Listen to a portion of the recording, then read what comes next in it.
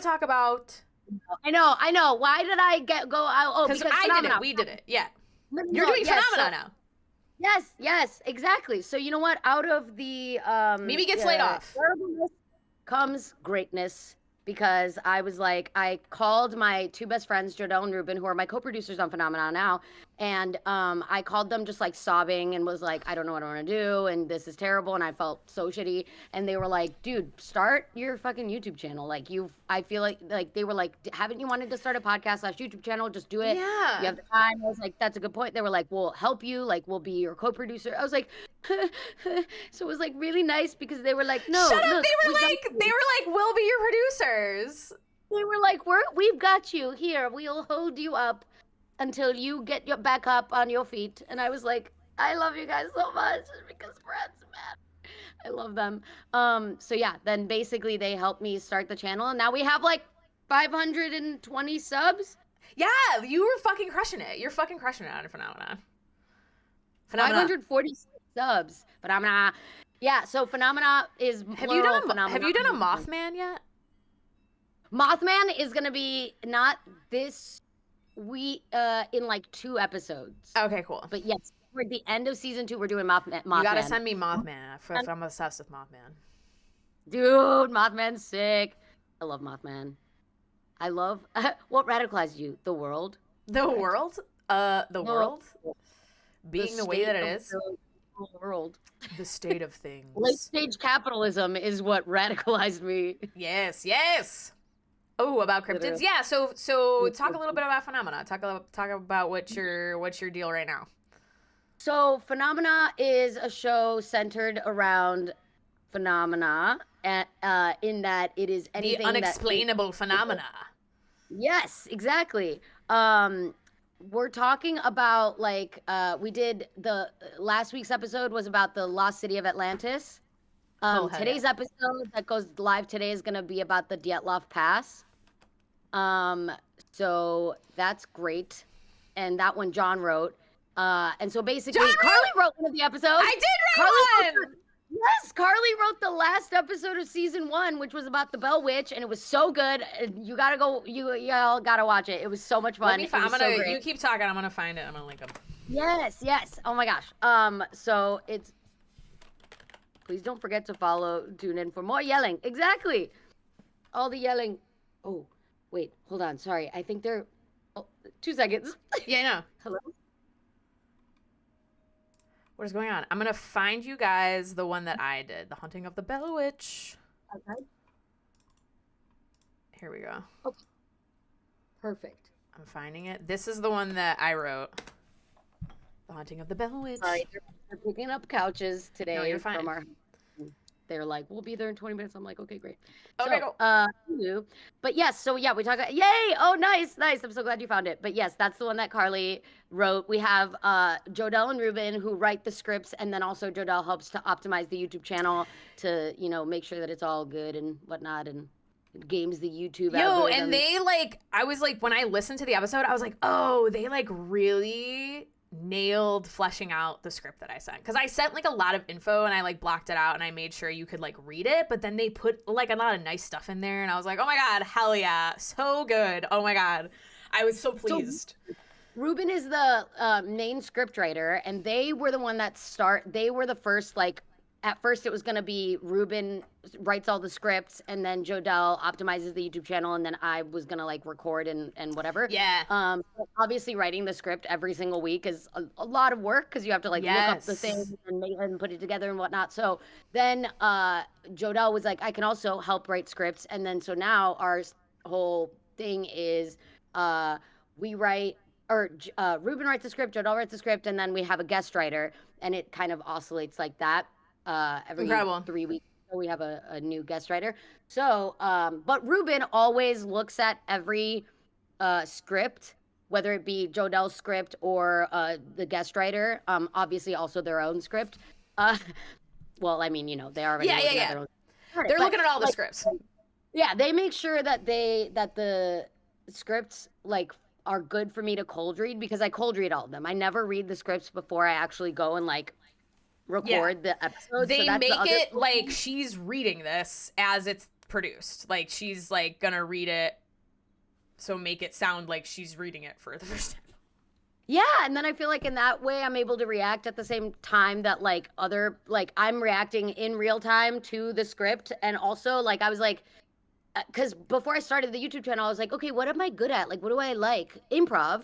And then I was like, okay, that's a way to bring improv into it, is because Carly and I were on the same improv group, in the same improv group. We were in college. Gosh. My first year of college and before I transferred, which is sad. But Carly and I's bond is greater than any transfer. That's true. Here we are now. True. Yes, I love it. No, and literally in the episode, the Bell Witch episode that Carly wrote, I said this in the beginning. I'll say it till the end of time. That I was like, Carly, like, she did the damn thing, started her Twitch channel, and I've like been following it for years since I was like in corporate and whatnot. And I was like, one day when I grow up, I want to be just like Carly.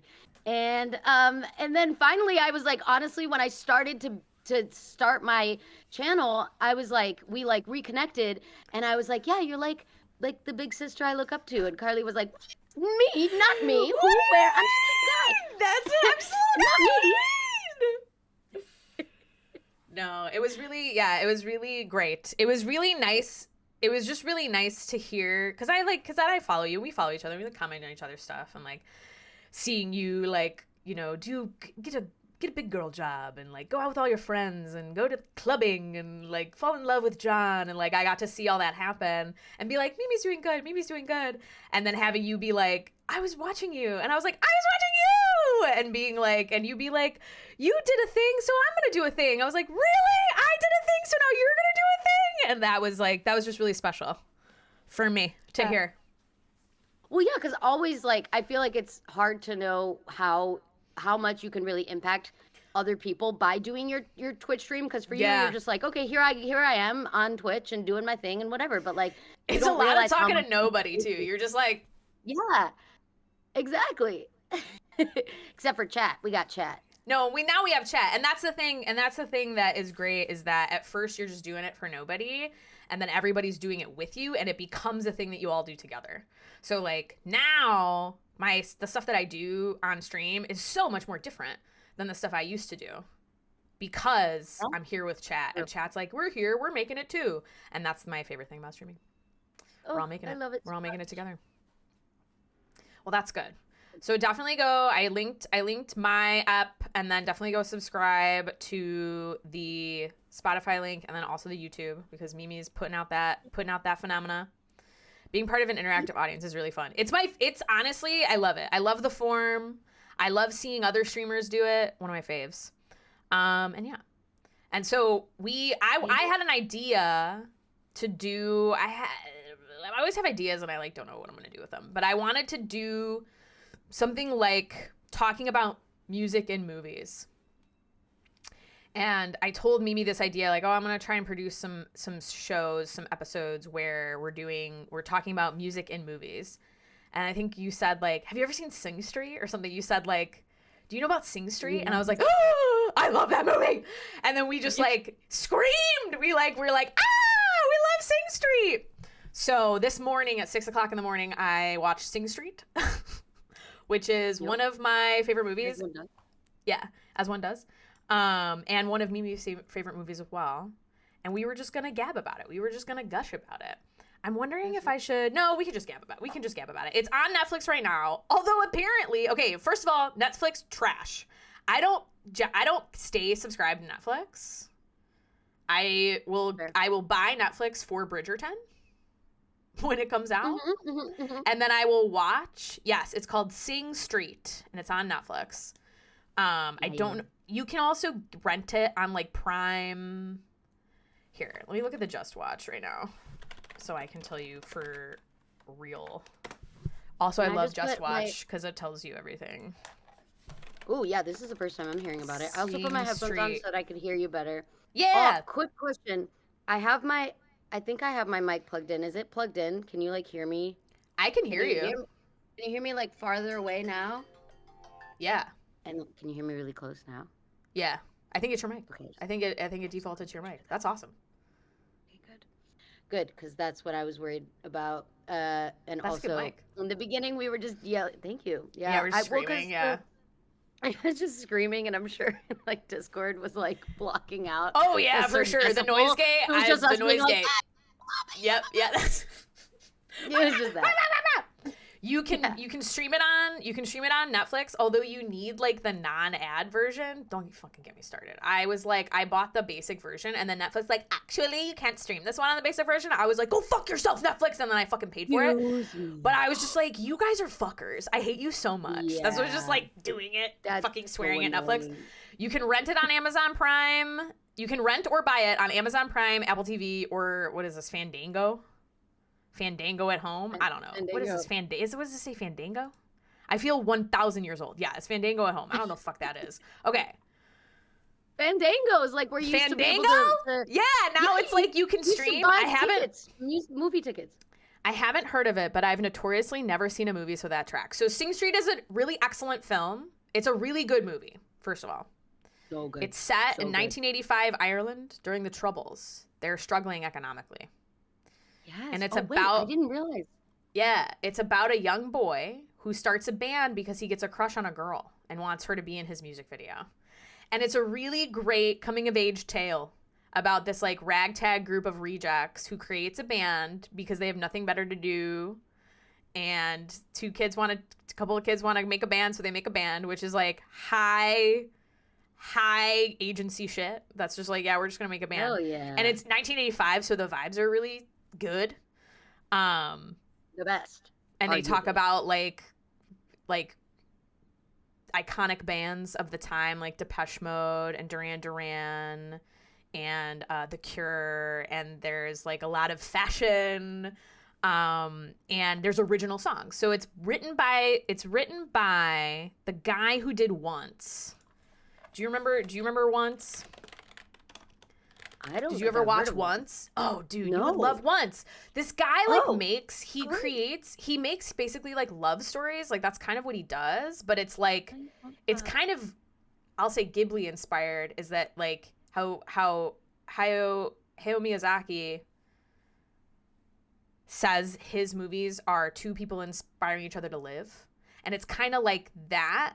That's kind of the vibe of all of his movies. Like two people meet and they change each other's lives forever. But it's also romance. They do romance, whereas Ghibli doesn't really do romance.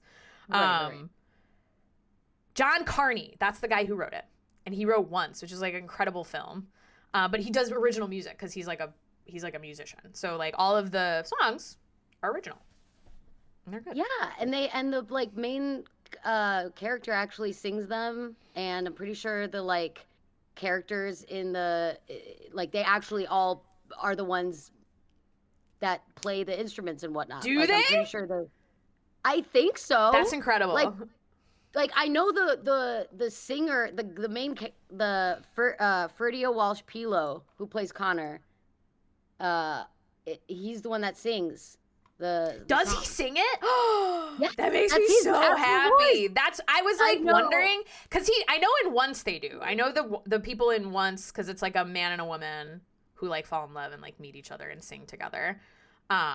They definitely sing, so that's really cool that he sings too. Mm-hmm. That's I love that. I was gonna say, who's your favorite character? You know who I really love?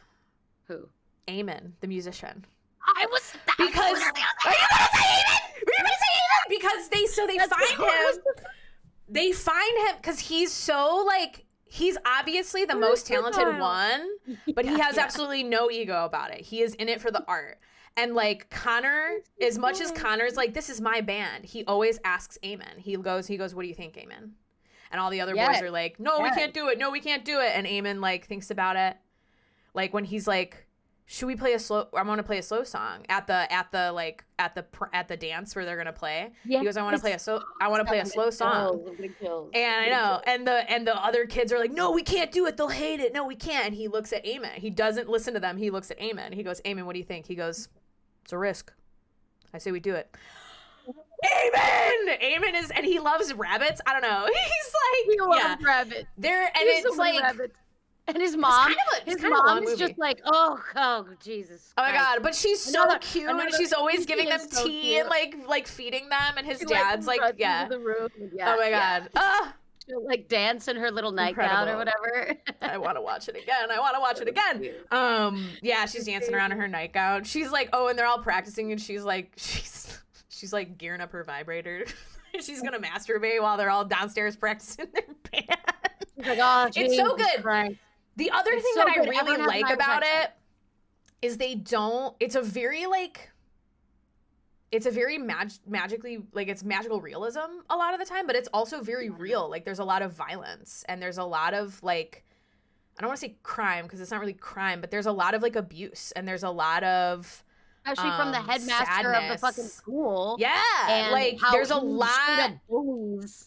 The child, like, because the main characters are children. They are like, they're probably supposed to be like 14, 15, and literally, and he ends up writing a song about like the brown shoes thing or whatever. Yeah. But he literally just like has, you know, as Carly mentioned, they're struggling kind of economically, and so he's like, oh, I have a pair of brown shoes. Is the only shoes I can wear, and he's like, well, we have a strict black shoe policy, Mr. Connor, or whatever. Yeah. And he was like, okay, well, I can't afford a pair of black shoes, and then I don't know, there was one of the days he goes to school with like makeup on or whatever, because he's like trying to like, oh my god, he looks so cool. Band. He dyes his hair blonde. He's the cutest, and then he wears makeup, and he's like, and he like looks like Ziggy Stardust. Like, he's a fucking G. I was like, oh my god, he looks so cool. That's so cool. But it's awesome because it's like you see him go through different like iterations of what he wants it to look like, which is also my favorite, because it's, and like, he's experimenting. And then once he listens to The Cure, he comes to school dressed as I can't remember his name right now. The guy from The Cure. The main guy from The Cure. Yeah, so he's like just trying on different whatever, but so like the main headmaster, I think, when he comes to school with like makeup on, is like, boys don't wear makeup, and he like gets all up in arms about it because Robert it's Smith, thank you, Urchin. Yes, it's a Catholic Irish school, and he basically like, is it like, Catholic? gives him a swirly. I think so. Yeah, okay. Irish Catholic. Because Catholicism is huge in Ireland, is what I understand. Well, there was like the unrest between Protestants and Catholics, but I think they were Catholics. Right. I don't know enough to like. I don't either. Reliably say what I think. I can't even tell the difference really between Christianity and Catholicism. I don't know the difference. Catholicism is like a sect of Christianity, but it's like the worst. That's what I hear. It's like the worst one. Literally. Boo. But arguably Christianity, not great. hasn't been not great. Arguably, I don't know. I don't know about those Abrahamic religions. But yes, there is a lot of there's a lot of drama, there's a lot of violence, there's a lot of sadness. And I think that's a very Irish thing as well. There is trauma in the land, there is strife, there is toil. But they also, like, it goes hand in hand with like their big dreams, and these kids are like, we're trying to get out of here, we're trying to get off this island, we're trying to make a record deal, and like it's really go to England. Yeah, go to England. They all think going to England is making it big. It's like going to Cali. Yeah. It's like it's their Cali. It's literally like all the Irish people are like, oh, so and so went to England and they made it big, so like why can't we? Type of thing. It's very interesting. Well, and that's where all the bands that they're listening to are playing, and that's where they're all getting. Right. Yeah, Irish are big fans of sadness in their art. Yes, because you can't speak honestly about your experience without talking about this sadness. And Ireland, that island, has seen a lot. Oh, also there's a lot in the land. I'm obsessed Rafina with the her. model. Yes. So she's a model. Boynton, yes. Okay, wait, also the song The Riddle of the Model. Yes, The Riddle of the Model, one of my favorite songs after Drive It Like You Stole It. That's my all-time favorite, but Drive It Like You Stole It is my anthem. And we're going to listen to Drive It Like You Stole It before the end of the end. Please. Is what we were going to do. Yes, just so everybody knows. And also, Riddle of the Model is fantastic. We should watch them. I think there's like I don't know if there's music. There is. I don't think there is. Like an official But there is. one. There might be a clip. Wait, let me look. I'll look this up. You can keep talking. I'm just gonna look to see what they have, what kind of clips they have. So and then we'll see what we can show them. Civilian said Ray Bradbury's book about writing talks a lot about his time in Ireland. He describes it in a very bleak, sad place, but also full of stories. Yeah. Minecraft said never heard of this movie. I'm going to have to check it out. It's Absolutely. so good. It's coming of age, so it's like, and we like, you know, like 80s music, like ragtag groups. So like there's like a little bit of Sandlot in there. There's a little bit of Stand By Me in there. It's also a love just story. Like the fact that Carly and I both knew about it. Like the way I even knew about Sing Street was I was riding either Aer Lingus or Lufthansa. Aer Lingus, yes, fuck yes.